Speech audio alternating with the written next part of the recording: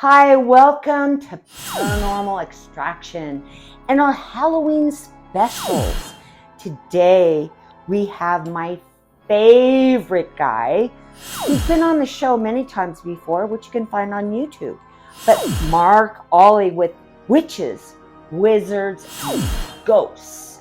Now, Mark is on TV, radio, DJ, drummer, archaeologist, and he is so well known in the UK and already starting in the USA to be well known. It's absolutely amazing to be well known. It's absolutely amazing, this guy, okay? He knows everything. It's amazing. Has a mind-blowing new book coming out, or I think it's out, called Europe's Roswell, 40 years since impact. So let's welcome Mark today and thank you for being here. Good to eat. I am so excited about you being on the Halloween special and, about, witches, wizards, ghosts. But first of all, just kind of, I went into a little bit about, you, but why don't you tell us where to find you and a little bit more? Yeah, if folks want to come and find me, me personally, the best thing to do is get me on Facebook. Facebook's pretty much everywhere. It has its good points and its bad points, but I dump loads of stuff onto Facebook. So if you want to follow what I'm doing, you want to follow the adverts, it'll give you the links to YouTube, it'll give you the links to the books I write and things like that. Just become a friend on Facebook. But if you name something like Fifi Trixabel and you've got a butterfly as your picture, I'm not a friend of you. So, be real. You're so Don't turn up on my Facebook pretending to be somebody else. But anyway, come and find me. And then the other thing to do, of course, is Amazon. Everything I bang out, all the stuff I produce, even DVDs which I produced years ago, you'll be able to get secondhand little thing floating around on Amazon. So type me into Amazon, go and have an explore, see what you can find. There's at least 9 books out there, and as you rightly said, the new one, Europe's Roswell, 40 years since impact, due officially for release on the 1st of November, but I was close. Yeah, you were close, but Philip's a beggar for putting stuff up early. Well, we gotta do an interview on that, because that is that is so awesome. That book, we've talked about it before, and the evidence is incredible. Well, if you want to know the reality of what's flying around out there, and you want to take the next step in ufology, then I would say yes, let's do that one, because it's going to become more of a show and tell. I can't pop a little green man out of the hat, but I can near as damn it do that for a flying saucer. Yeah. So, do you have the cover of your book with you? Do you have the book? Funnily enough, it's about the only thing I haven't got to hand at the moment. What? Skeletons and pumpkins and goodness knows what else. It's on my Facebook page. Yeah, well, we'll put it in the show, okay? Yeah, that'd be fab. Okay. So we are talking about some really cool stuff today. And so I wanted to know, how did you get into witchcraft? Okay, I will start at the very beginning. I used to live on another road when I was a kid. For the first sort of 7 years of my life, I lived a few streets away from here. But when I was 7, we moved here to the house I'm in at the moment. And this house, I've got to say, let's go spooky. It's a haunted house. This house, without doubt, it was built about 100 years ago. It sat on a Romano-Saxon burial ground. So I actually live in a house that's built on a burial ground, which of course I've only found out in later years that's perhaps the cause for it. But there's so many people who've been in this house over the years, and they say, right, it's basically a portal. Things come through.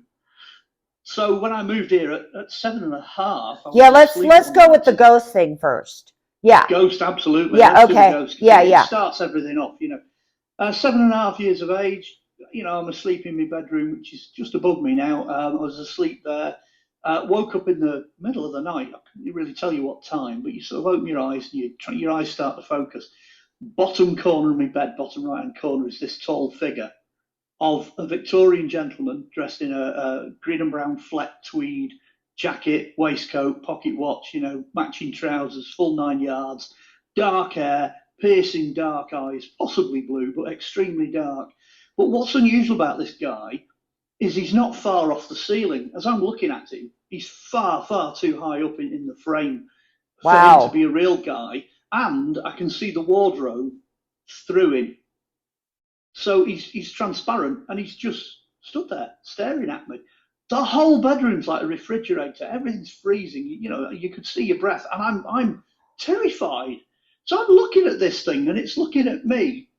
Well, when you're that age, your reaction is to dive under the bed covers. So after what seemed to be an absolute eternity, you know what I mean? That was it, under the bed covers. I don't know how long I stayed under there. It's proper, Amityville horror type stuff. So I must have been under there for ages. When I eventually crept out, the room didn't seem anywhere near as dark, and it was actually warm. The heating was on, and I could feel that, and the guy had gone.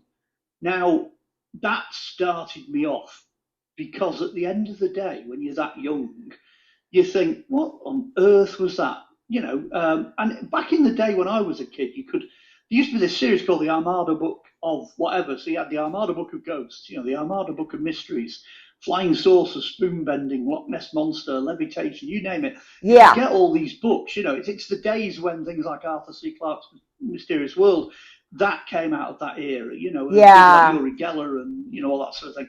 So it's the early days of that. So I obviously, I'm off. Every time, the school book list comes around, I'm buying all these books. So gradually I built up what was, without realising it, quite a strong occult library. It took me many years to build that up. So, I'm buying all sorts of stuff. There was another magazine series, very famous one called Man, Myth and Magic, which came out. And they were sort of monthly or whatever they were. You could get them in binders. And so I kept picking up copies of this Man, Myth and Magic and stuff.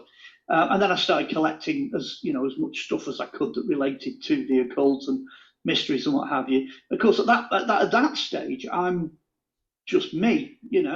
Clearly I've got some form of ability at that age because I can see things. I can see these ghosts. I'll give you a couple of other stories as well. Yeah. I woke up one night. I'm lying there in bed, and I could hear this bump, bump, bump, bump, bump, bump, bump, bump, bump, bump, bump, and I'm thinking, what on earth is that? Oh, it's probably, it might be my mum and dad doing something, maybe just coming up the stairs. So I'm lying in bed, middle of the night. I thought, I know what I'll do. It takes 13 steps to get up the stairs. So I thought, next time anything happens, I'll count it. So you get this bump, bump, bump, bump, bump, bump, bump, bump, bump, and I'm thinking, okay, right, whatever it is at the bottom of the stairs, because I just counted it go down. Yeah. And then I hear it come back up again. Bump, bump, bump, bump, bump, bump, bump, bump. So I'm like, right, I've got you, beggar. I'm going to turn the light on. So I dove out of bed, flicked my light on, which then illuminates, the hallway outside. Yeah. And there's nothing there.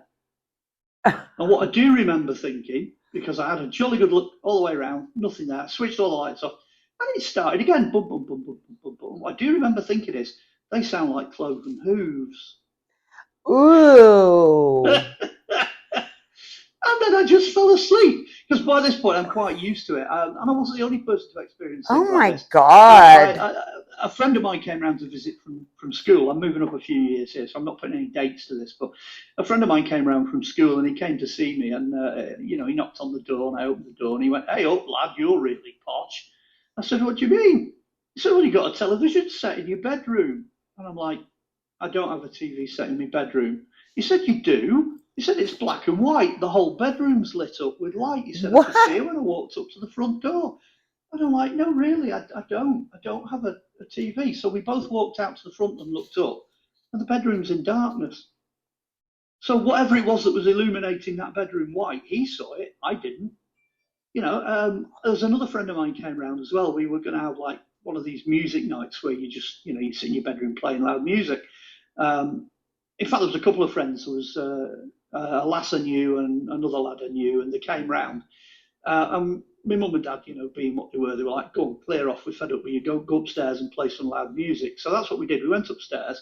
I flicked my bedroom light on, and at this point, I'd got loads of things nailed to the wall. And I had a Second World War gun holster nailed to the wall and a few other bits and bobs. Anyway, this leather holster flies off the wall and shoots straight across the bedroom. And they saw it do it. As soon as I flicked the light on, wham! It shot across the room. Oh my God. So I'm like, oh, don't worry about it. I mean, they all knew it was a haunted house. Anyway, so don't worry about it. You know, they're playing with us tonight. They're just having a laugh. So I went across, picked it up, walked back, and stuck it back on the nail it was hanging on. Looked at these two folks, and I said, I wonder if it'll do it again. So we switched the light off, backed out of the room, walked back into the room, flicked the light switch on, and blow me, this thing shot across the room again. At that point, we left it and we came back downstairs again. Oh my God. I know. Eventually, I moved out. I moved out of the property. I didn't end up living here after I was 21. It's a good thing. Well, yeah. Well, guess what? I ended up coming back here to look after my dad, so I live here again. Oh my God. Well, I'll bring you up to date because, you know, I'm like, yeah, it's finished. I'm fine. You know, my mum and dad never really thought anything was going on. I'm like, okay, let's rebuild. So, I mean, we had great fun rebuilding it. We knocked the whole place to bits. We found a half cellar under the floor, 4 foot deep, under two of the rooms that we didn't know was there. We've got a huge attic we didn't know we had. We knocked some plaster off the wall and opened up a real fireplace that had been bricked up, you know, for years. And we've got that going again. So, I mean, the character of the house is really developed. You know, we kind of brought that Victoriana thing out in the property. But anyway, while we're building like this, I mean, the builders were complaining all the time. One of them came to me and actually said, this is a haunted house. I said, oh, how do you know that? He said, well, I keep putting my tools down, and when I turn around and pick them up, they're gone. Oh my! Now, that was happening all the time. They put a hammer down and vanished. 2 days later, it turns up in a bucket in the garage, you know. And the stuff was vanishing all the time. They just put a nail down when they were working, and the nails were going and things like that. So it was going on all the time. This is 2 years, you know, and these guys are hardened builders. Well, I'm surprised that, you know, I mean, I've heard of builders that do these things and they leave. These guys were fairly solid. I mean, that leads nicely into what the last story I was going to tell you about the builders was. The guy who was in charge was ex-SAS, retired. You know, he had the tats and everything, big, you know, muscly. Well, he was a small, muscly guy, actually, about 5'2", Irish accent and all the rest of it. Anyway, same story again. He comes walking up to the front door one day and he knocks on the front door and he says, your dad's looking good. He said, your dad's just waved from the upstairs window, from his bedroom window upstairs. I said, no, he hasn't. I said, he's in the back of the kitchen doing the washing up. I said, there's no way, you know, this 89-year-old fellow with Alzheimer's going to be able to get from the bedroom to the back kitchen. God. What? And this builder said, well, it was your dad. He said, grey beard and a flat hat. I said, my dad doesn't have a flat hat. Anyway, this guy, all the colour just drained out of his face. And I said, yeah, you've seen one of the ghosts, because we have two ghosts here. We have a little child and we have an older fellow with a flat hat. And I said, you know, anyway, the same builder was with me when we were doing the floor in here in this room I'm in now. And there's a little trapdoor in the floor. So that's how we knew there was a cellar, because when we took everything up, we opened the trapdoor. So he's with me when I'm doing this. And we held a foam through the trapdoor. It's only tiny, so I'm too big to go through. This builder was too big to get through. So we put a phone down there with the light on and filmed. You know, you can turn the phone round. Oh, yeah, film. Right. So we pulled the phone out of the cellar then, and we sat there watching what's going on, and you could see all these brick walls and all the rest of it. And in the dust on the floor is a flat hat. Oh my God. Identical to the one that this builder saw on this guy's head. Wow. And to be honest with you, I've looked at it, I've run the footage, I've looked at the photos before. It's been there since the house was built. Wow. Put the house up, you know, left the flat hat down in the basement there. Right. So the flat hat man is real. He really exists. I mean, it's an interesting house anyway. I mean, I'll give you a little bit of the background on this, because it was the last house built on this street. And it's named after the street. It's called Edgerton House. It's the main primary building on the street. Oh, how cool. Well, what's interesting is, you ready for this? When it was first constructed, there are 13 windows, 13 steps to the top of the stairs. No. There were 13 boulders on the rockery outside. Oh, my God. At the God. time it was built in 1924, they were not constructing houses number 13. It's between the First and Second World War. What you find over here is that streets would tend to go you know, 8, 9, 10, 11, 12, 12, 8, 14. Sure. Yeah. So this was deliberately built as number 13. And it's the biggest house on the road. So, Well, you know, it's and the other thing as well, it's aligned exactly, absolutely exactly, north, south, east, west. So the sun rises at the back and then sets at the front. And it's in alignment with all the other Roman roads and Roman buildings and everything that were known to exist here at the time. So it is an amazing building. It truly is, if you're into that sort of thing. well, the number 13 is very superstitious. Yeah. You know, I mean, even casinos, you go from 12 to 14, you know. Absolutely. Yeah, so there's a lot of superstition around that. And I've done a little research into it. But you know, it's more of what, and you would know, not me, but it's more of a superstition. Am I correct on that or not? Yeah, most people think it grows out of the Knights Templar being arrested on Friday the 13th. Yes, you're right. Friday 13th of October, 13, whatever it was, 07. So yeah, that's, most people think it goes back to that, but in numerology, you know, 13 is generally regarded as being a bit suspect as far as numbers go. It's, you know, and of course in recent times, the occult connection to 13, the people have developed that. Yes. You know, they've made more of it. Yeah, so that was kind of my, you know, my opening experience Wow. of the supernatural. And it's kept me open, you know, I mean, it was a good grounding, you know, to live in a haunted house and to have all these encounters with, you know, I mean, there's I could sit here all night and just talk purely about ghosts because there are so many things that have happened here and elsewhere. It did turn out that I am quite sensitive to things like that. All the hair on my body stands on end when I'm in the presence of something coming through from the other side. Which I suppose is an extension of psychometry. It's like, are you feeling that right now since we're talking about it? No, I can assure you that the fella behind me is definitely dead. There's nothing really happening to me right now, not as far as I know. So, and if all this hair stands on end, you'll be able to see me. It'll just, you know, it'll disappear behind a screen of hair. So yeah, it's mostly on my arms. You can see it. I mean, I've been on Ghostbusters things, and we did a great one. I mean, I've never mentioned this before, but you know, I tend to dive in and go off the script slightly. But back in the 1990s, there was a ghost group in a place called Wigan, not far from here, the Wigan Ghost Group, and they did this thing for charity. And there was supposedly this amazing hotel that was full of all sorts of ghosts and spooks and stuff like that. And we did a charity ghost bust. So every ghost that you got raised money for charity, which I thought was brilliant. What a genius idea. Yeah. Anyway, we were all in there, and I took it a step further, and I said, look, I'll tell you what, I'll stay in the room. I said, I won't walk round. I'll do it from the room. Just give me a floor plan, and I'll mark all the ghosts on for you, you know, and just do it from the room. So anyway, I did it, and this was odd. I got 26 out of 25 ghosts right. So when they came in and they looked at this map and they said, you're 100%. But what about this dot in the basement? Anyway, the owner then stepped forward and he said, well, actually, in the last week, we've had another one in the basement.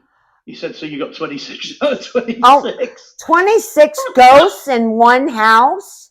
Oh, or no, spirits? In a hotel. This was in a hotel. Oh, okay. An enormous hotel. But the best part of it was built on an old medieval nunnery. And when they came to move some of the nuns, you know, who'd been buried over years on this medieval nunnery, oh my God, they lost a couple of the coffins into a mine shaft underneath. Oh my God. That meant the centre of this hotel was super, super creepy. I mean, I'll tell you another story from the same ghost bust, because it was all night. They had different groups going down into the basement. The basement was 4 corridors with a junction in the middle. And basically I went down with the group, and I'm, you know, sussing the place out. And as we were coming out, we met the next group coming down. And I said to the fellow running this group, I said, look, whatever you do, don't put anybody where these corridors cross. I said, because I've got a sneaky feeling under those stones is where this shaft is, you know, under the centre of the hotel. Yeah. I said, so don't put anybody there, because there's something watching you, something dark that doesn't want you to sit on that crossing. So anyway, the fellow running the next group was the group skeptic. He was the guy who's like, it's a load of nonsense. Oh, no. So anyway, he put people out onto the 4 things, stuck a beer crate on this junction, and sat exactly where I told him not to sit. Oh my Now, God. You've got to bear in mind there's like 10 people in his group. They're all at the end of these 4 corridors, so they can all see him because he's right in the middle. Oh yeah. So this is in front of all the witnesses. And what the witnesses said was, they said they could feel this black force down the end of the corridor, kind of taking shape. It was really freaking them out.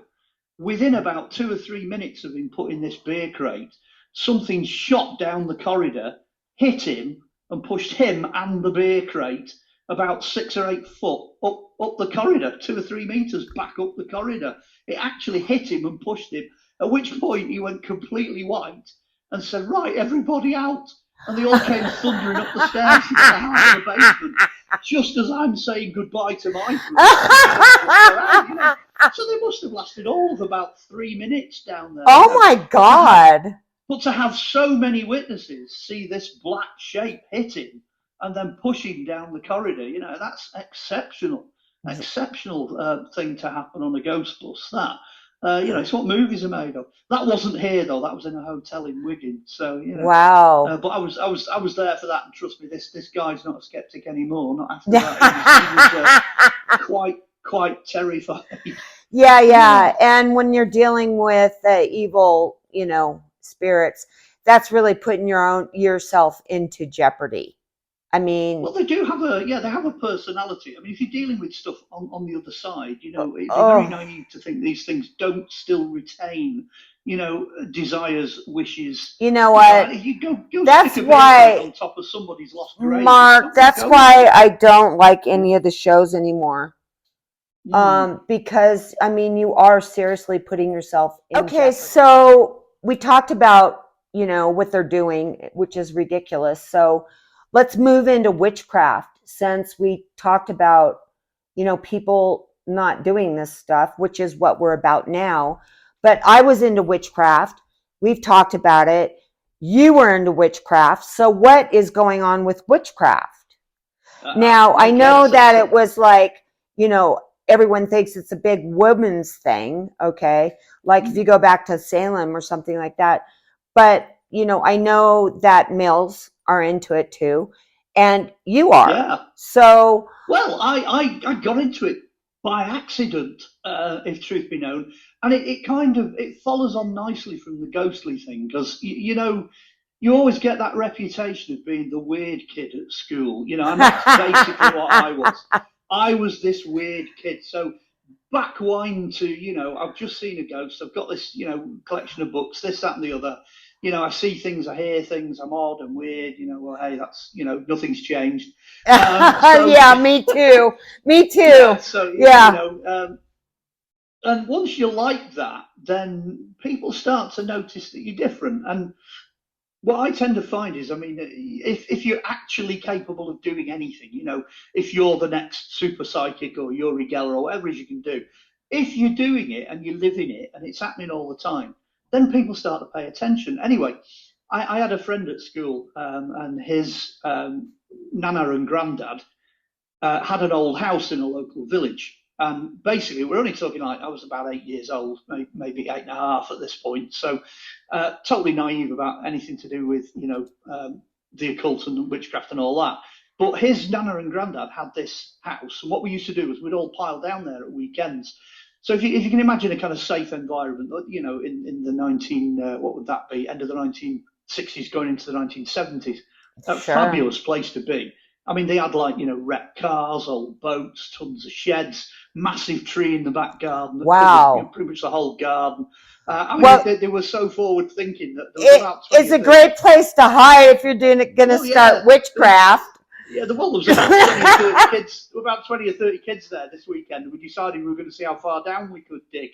We got down so far, we were on 3 stretches of a builder's ladder, so we were about 30 or 40 foot down. I don't know what happened to that big hole that we dug, but anyway, we dug that over a number of weekends. But anyway, the kicker with this is that the nana and granddad were connected at that time with, and now I didn't know this till later, but they were connected with Alex and Maxine Sanders. Alex and Maxine used to come and meet. They had a lot of their covens in Cheshire. And of course, I live here in Cheshire. That's where I am. One of their biggest local sacred sites was Old Edge, and that's just up the road from where I live. And one of their outplants, one of their covens that they planted out was this house. Now, Wow. fairly soon on, the old man, who at this point, maybe in his 70s or 80s, but the old man spotted that I wasn't like the other kids. And basically came to me and he said, "What are you into?" So, sat over a cup of tea in his country kitchen and, I just said, well, I told him basically everything I told you about the house and stuff and my research and that. He said, "Well, have you given any thought to, witchcraft and the occult and stuff like that?" And I said, "Well, yeah." Anyway, he was a man who knew what he was doing, because he said to me, he said, "Right, I've got just the book for you." And he reached over onto this shelf behind him. And I still remember it to this day. It was this tiny little green book in like a green canvas cover. And he handed me this book, and I thought, oh, it's going to be like, one of these amazing books on witchcraft. It's going to be, the Necronomicon or whatever. It's going to be, something incredible. Anyway, he handed me this book, and on the front it said a dictionary of British medicinal herbs. Okay. National Herbalist Association. Well, so I thought, okay, I'm going to learn a thing or two about this, and it was so informative, and it was hedge witchery, but in its early forms. That's what it is. And you learn, and very quickly you learn about your environment, you learn about your abilities, you learn about what you can do. And this is old school, closed witchcraft. It's an underground coven at this point. They haven't come out. I don't think they ever did come out. When witchcraft went public, the big sort of 60s and 70s, you had, Gerald Gardner, Alistair Crowley, you had, Oh, yeah. On the Way Over Where You Are. Was this on the negative witchcraft side, or the they all just decided to come out. There was a lot of covens that decided not to come out, because once they repealed the Witchcraft Act over here, it was like, yeah, we're going to repeal it. No, we're not. Yes, we're going to repeal it. No, we're not. It's against the law. No, it isn't. They didn't know if they were coming or going. They still tried to bring it back in 1986. So when they repealed it in 1952, some of them came out and some of them didn't come out. Well, the coven I was a part of, as far as I know, never came out. They never went public. They were very private, very secretive. I mean, I'll give you some idea of sort of the practices, right? Okay, you couldn't even apply unless you were over 16. The probationary period of being just hanging around with them was 3 years. Oh, yeah. So you couldn't actually attend any of their meetings. No, you can't. You can't. Till you were over the age of 18. And they wouldn't initiate you till you were over 19 anyway. It's the same way now. Yeah, well, that's how it should be. And they were like that then. So as far as they were concerned, I was just a kid with loads of talent. That's just what I was. I was just a useful guy to have around, and that was that. So that was the kind of witchcraft I was into. It was just chaotic sort of teenage craft. I never actually did the initiation thing till much later in life, but that was back then. Anyway, it turns out, I mean, I tell this story. I've told this story before. I was probably about, I don't know, 10 or 11, something like that. And I went in one Sunday, and I remember going into the kitchen to get something or whatever. And there's two characters there who just didn't look like they belonged. You had a little guy wearing a pinstripe suit and a Tyrolean hat. He was only about 5'2", 5'3". And this towering blonde-haired lady who looked like a supermodel stood next to him. And all I remember is the old fella actually shaking this guy's hand and going, "Yeah, it's nice to see you again, Alex." That was it. Right. That's the sum total of that. I had actually met, without realising it, Alex Sanders and Maxine Sanders. Oh my God. The funny thing was, I actually met Maxine in 1993 at one of these Pagan Federation things, because I'm a public speaker. I don't know, I'll go anywhere. Do you know what I mean? So, and it was her second time to go in front of a crowd to do some talking. And of course, she's older, I'm older, and all the rest of it. And we met up in Lanryder in Wales in 1993. And the funny thing was, she remembered me. I couldn't believe it, Right. She remembered that encounter, so I must have left some kind of an impression. Well, yeah, but was this the black magic or the white magic that you were doing? if you speak to anybody in the know, so I'm going to start giving a few secrets away. It's, I hate to say this, but it's 50 shades of grey. Whichever way you look at it, okay, yeah, there are some do's and don'ts. Of course there are. There's do's and don'ts in everything, you know. And you've got to be careful if you go down that route. If you decide to go, hey, I'm consciously going to go black, let's go left-hand path with this, you know, it's going to blow up in your face. Well, I know that because I used to practice. Well, black. Yeah, and a lot of my friends and a lot of the people I've been involved in over the years, I mean, you know, I'm third degree Alexandrian Coven and all the rest of it, and a lot of other things as well. But a lot of the people I work with, they tend to lean towards the white side. You know, well, they're lucky because when I did a spell, a love spell, I was doing it in the guy's bathroom, and I was throwing the shit in the toilet, and the toilet blew up. I've got a worse one because the coven I was a part of relatively recently did a love spell, and there were 3 people intended to be involved in the spell, and it was to bring us back together with our childhood sweethearts. Okay, now this is where things get really ironic. For one lady, boy, did it work. You know what I'm saying? She settled down with her childhood sweetheart and found a soulmate. So you know, 10 out of 10 for that. Well, yeah, one of the other ladies got her first back, and finished up going to court. Ended up in court, and it all turned into a legal situation. Oh my God! I got my first back, and I managed to stay with my first for 10 years, and then that blew up in my face as well. Yeah, well, so, it does. You know, it will. At the end of the day, I suppose we all got the truth. Yeah, you've got to be prepared to face what comes. Magic is brutal. Yes, it's you know, yeah, you got to be extremely careful with that stuff. I mean, it's crazy. I guess that's the difference between, I suppose, the whole God thing and the whole occult thing. Is if you go to the God thing and you make requests and you make prayers, you've got a third party safety net in effect. Because if God says no, then the answer is no. If you go the other way, you decide to go down the occult route, you're dealing with essentially your own power and the powers around you, and they're not going to give you any help. They won't give you a yes or a no. They'll basically do as they're told. That's not always a good thing. No. Okay, if you see what I mean. There is no safety valve. No, there is not. No. I mean, anyone that's gone beyond the occult and gone into, you know, Kabbalah and mysticism, and I mean, goodness only knows where I am. I think I've fallen off the edge of the flat earth at the moment. But wherever I'm, you know, I'm floating in space somewhere on balloons of magic. But, you know, that's kind of where I am. I'm a huge mishmash, a big mix of everything. But what they'll tell you is that the snake does eat its tail. Quite literally, you know, the more evil you get, the more you have to acknowledge the good. You know, there's a dichotomy. Yeah. You can't escape that. No, you can't. And, well, you know, my experience is I just did the black. So, you know, I paid for that. Well, you know, fortunately, karma, I've known enough people who've been, you know, walking a grey path. I've known enough people to stay relatively safe.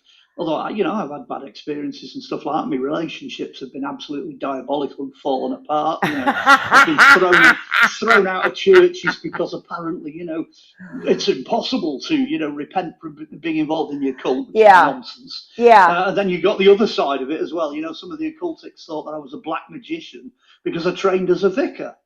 But I still went off and did magical things. Well, yeah, so you know what? It's who I am. Yeah, so how does this tie into wizards? Yes, that was a brilliant segue. Now I know why you do this job. Yeah.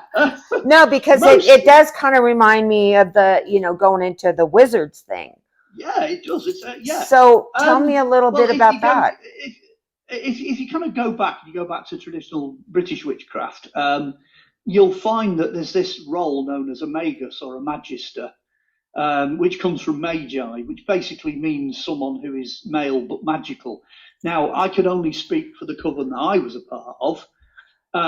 They will have this idea that a coven is made up of 12. Okay, so you've got the high priestess and everybody else, and they're in a circle, you know, doing the thing with the quarters and all the rest of it, and there's 12 of them. However, the high priestess will tell you that there's actually 13 of them, back to significance in numbers again. Okay. And the 13th person is usually the magician. It's the high priest. It's her Wow. partner. So it's Who like, might so it is like the wizard. It is, and they don't usually. That male figure doesn't usually take place if it's a goddess coven, a female coven. He doesn't take part in what goes on in that. But the male job in witchcraft is to protect what they call the doorways. It's to protect the outer part of the circle. It's to defend against things coming in. That's the Wow. job. Yeah, that's the job of the magus. The Well, magus see, I sits just away. love the wizard in Excalibur. So, you know, I mean, He's oh brilliant. Yeah, my God, I just loved him. And you know what I call you? I call yeah, you, yeah. your Well, I've kind of nick, got that going your on. I've got nickname that. is Yeah, Wizard. Okay. yeah. Well, it's if the hat fits and it's a What? pointed one, then wear it. It's that's kind of thing. So yeah, I so can't I hear came you. out of that idea where there's still a role. The thing with witchcraft is it was very much like the Templars and the Gnostics and the Cathars, and witchcraft then sort of came out of all of that, the Gnosis Yeah. thing, and it's very even-handed. It's very equal. There are roles for both male and female equally, powerful roles, within witchcraft and wizardry. That is how it is. I mean, I hate to say it, but the Harry Potter films kind of got it right. They're both male and female characters of incredible power, and they're doing what they do. And to some extent, in fact, the kids in the school couldn't function without the input from the ladies, and the ladies couldn't, in a way, function without protection and the input from the blokes. It's got a balance. She's caught Right. something So there. the wizard is a good thing then. Yes, as a rule, generally speaking. Well, And not if you in look back, Excalibur. They had that other guy that I can't remember his name right now. yeah, the grumpy Merlin with the silver skull cap thing, No, who's no, moaning no. and It wasn't grumbling. him. I thought he was a good one. And then they had the really Oh, bad Mordred. Mordred. Yeah, Oh my Mordred. God. Yeah. Someone Oh, yeah. actually came on my show and told me I was Mordred. Oh, yeah. Yeah. I suppose Yeah, yeah. If you want to be that, but yeah, it's yeah. There are. I mean, do you know what I mean? People get all uptight about this. You can't be a good witch and you can't be a bad witch. You can't be white and you can't be black. And good magicians and bad magicians. Do you know what? That is life. The entire world is like that. People make choices. They choose to either do good or evil, or to be good or be evil, or this is the whole essence of it. Really, there is a universal choice. You do choose your path, and you go Yeah. down that path because we're all gods with a little g. We all have that divine spark, the chip off the old block. So we are self-creative. That's what we are. Which is, I mean, I'm giving you here all the deep, essences of magic. This is where it's all coming from. Yeah. And it is a balance. It is a balance. There are good guys and bad guys. I've been attacked by the bad guys, and I've been, chucked out by the good guys, and so it's all grey. There's loads of grey, tons of grey. But I've met some amazing people over the years, and there's a lot of people out there in the occult world that I've kind of given a bunk up.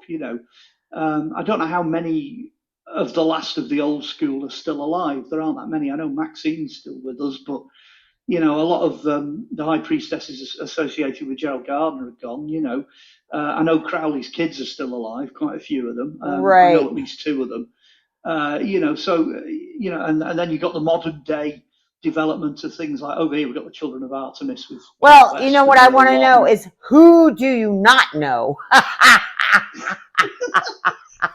Yeah, I I mean, suppose it's crazy when I come on. I mean, when you come on. So, okay, so we got the ghosts and the witches, Yeah, and there's a yeah, combo here situation of the wizards.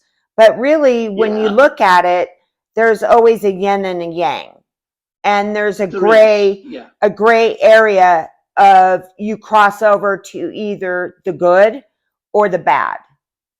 Correct? Choice. Yeah, there is Okay. definitely a choice. People who know me, when I did my TV series, I'll get a plug in here actually because it's on YouTube now. You can go and find it. It's called Lost Treasures and it's hosted by a company called Drake, Michigan. If you go and have a look at that, it was mainstream TV. That was on our main ITV1 network over here and it ended up on Sky as well. Wow. And if you watch it, everybody thinks, oh, it's archaeology, it's history, and it's this, that, and the other. But, and this is where it comes into knowing your stuff, just have a look at what I'm wearing. Have a look at the character that I'm playing. And just tell me if that's not a magician, if that's not Odin. You know what I'm saying? Right. With a big hat and black floor length coat and everything. And I did it on purpose. And do you know what? Some people got it, some people didn't.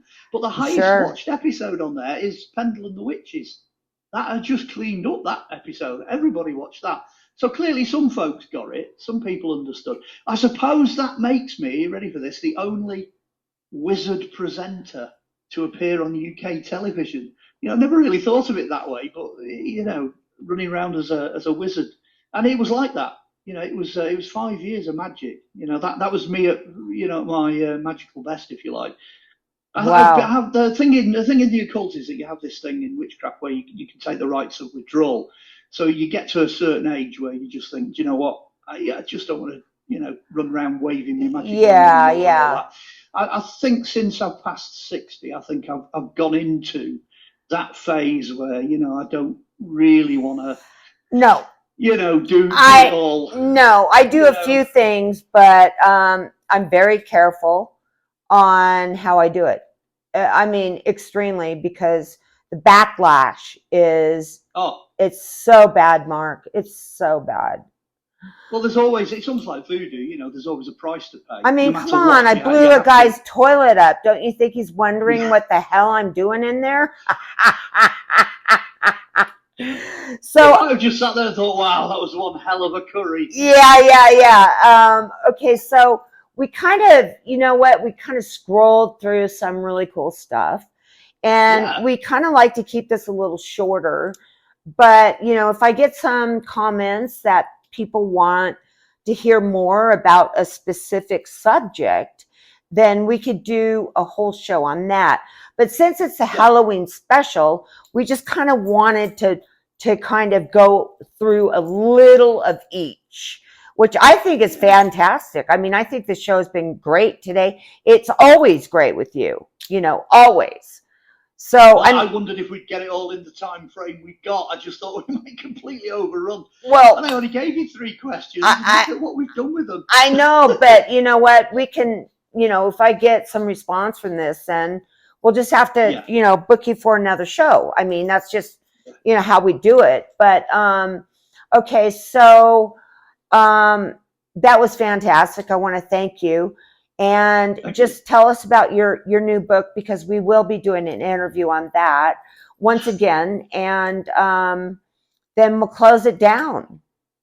Yeah, okay. Well, all I was going to do to conclude this show is to say that, if people do want to contact me and, have some questions answered, maybe doing it in the forum of contacting you to put another show together is probably the way forward. It's going to be about another 2 years before I get round to actually putting a book out on the subject, but there is one in progress. There is one in progress, okay? And it'll probably take the magic world by storm, mainly because it's a matter of fact. And, you're the first people to know that I'm working on it. Oh, my God. Awesome.